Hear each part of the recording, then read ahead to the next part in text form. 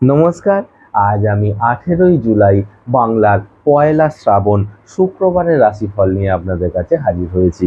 মেষ রাশির ক্ষেত্রে দিনটি আপনার কাছে অশুভ, আত্মীয় পরিজনের সঙ্গে বিবাদের কারণে অশান্তি লাভ হবে। বৃষ রাশির ক্ষেত্রে আয়োজক অশুভ, মানসিক শান্তিতে বাধা পাবেন, হঠকারী সিদ্ধান্ত নেবেন না, ক্ষতি হবে।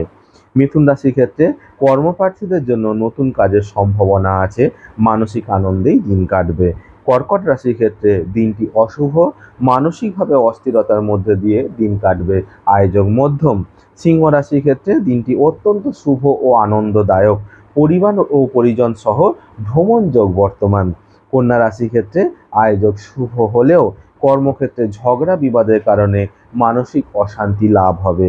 তুলা রাশির ক্ষেত্রে আয়োজক শুভ, হঠাৎ অর্থপ্রাপ্তি হবে, কর্মক্ষেত্রে প্রবল আনন্দ লাভ করবেন।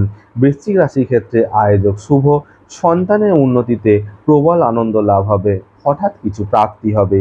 ধনু রাশির ক্ষেত্রে কর্মক্ষেত্রে একাধিক পরিশ্রমের কারণে মানসিক অবসাদ দেখা যাবে, আয়োজক শুভ।